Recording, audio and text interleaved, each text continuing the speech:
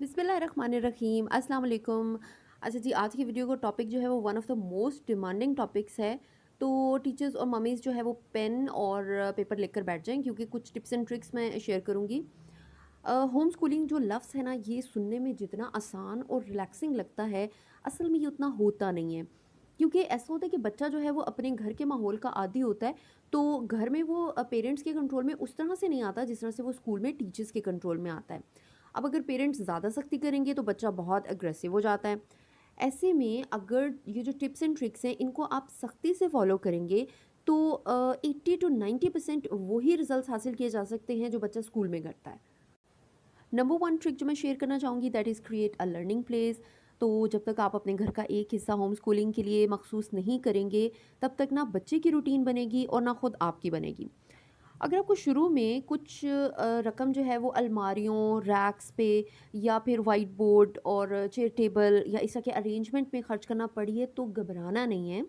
आपने ये जो इन्वेस्टमेंट है ना, ये आंखें बंद करके कर देनी है, क्योंकि आप ये देखें कि इन रिटर्न आप जो है वो स्कूल के कितने हज़ारों के अखराजात बचा रहे होंगे। Number two is strictly follow the schedule. ठीक है, मेरी ओपिनियन ये है कि अगर आप सुबह में यानी कि मॉर्निंग रूटीन में 3 से 4 घंटे होम स्कूलिंग के लिए फ़िक्स करते हैं, तो ये सबसे बेहतर है।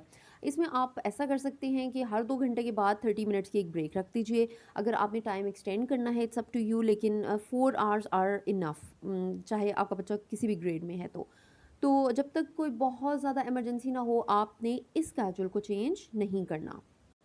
Number three is by necessities on the monthly basis. अब नेसेसिटी से मुराद वो चीज़ें हैं जो कि पढ़ाई के दौरान आपको और बच्चे को ज़रूरत पड़ती हैं।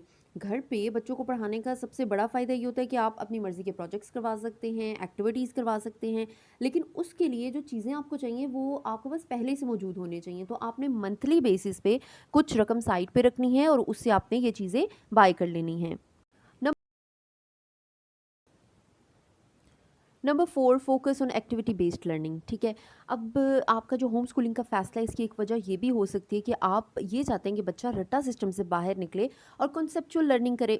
तो आपने ये चीज़ ज़हन में रखनी है कि सिर्फ बुकिश नॉलेज काफ़ी नहीं होता।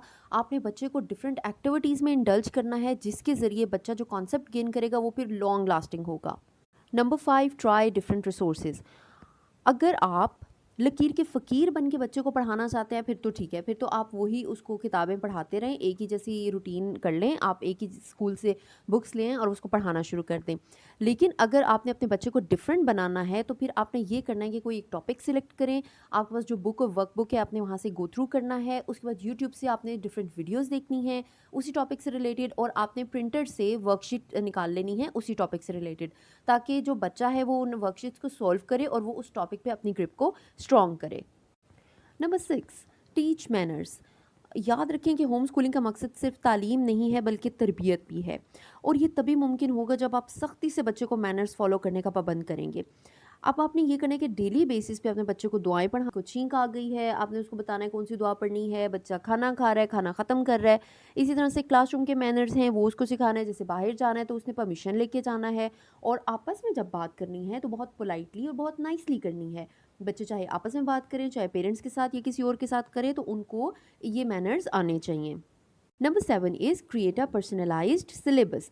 सबसे बड़ा फ़ायदा होम स्कूलिंग का ये होता है कि आप बच्चे की एबिलिटीज़, उसका मेंटल स्टेटस और उसकी जो उसके कंपैटिबिलिटी अकॉर्डिंगली आप उसका सिलेबस जो है वो डिज़ाइन कर सकते हैं। आप ये कर सकते हैं कि मुख्तलिफ स्कूल्स का सिलेबस चाहे तो इंटरनेट से डाउनलोड कर लें, चाहे स्कूल जाके वहाँ से उनका प्रॉस्पेक्टस ले आएँ, और आप डिफरेंट सिलेबस को टैली करें, उनकी बुक्स को टैली करें और फिर अपनी मर्ज़ी का जो है वो सिलेबस उसके लिए डिज़ाइन करें। Last but not the least is the must haves, यानी कि जो चीज़ें आपको हर हाल में अपने पास रखनी है।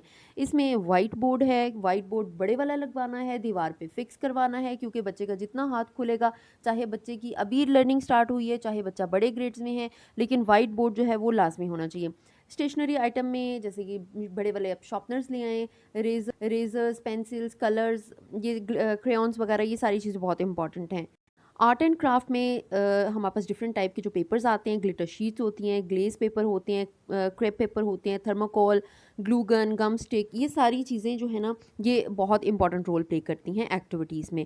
इसके अलावा coloured board markers, A4 sheets, printers और स्टोरी बुक्स जो है ना, वो आपने ऑक्सफोर्ड की लेनी है। उसका एक बहुत बड़ा जो पैक होता है, डिफरेंट पैक्स होते हैं, हर ग्रेड के अकॉर्डिंगली वो आपने ला के रख देने हैं घर में, और बच्चा फिर जो है वो उनको अपने फ्री टाइम में खुद भी रीड करे कर सकता है और दूसरों को भी मज़े-मज़े की स्टोरी सुना सकता है। ठीक है जी, ये थी आज की video. Thank you so much. अपना बहुत ख़्याल रखिएगा। अल्लाह हाफ़िज़।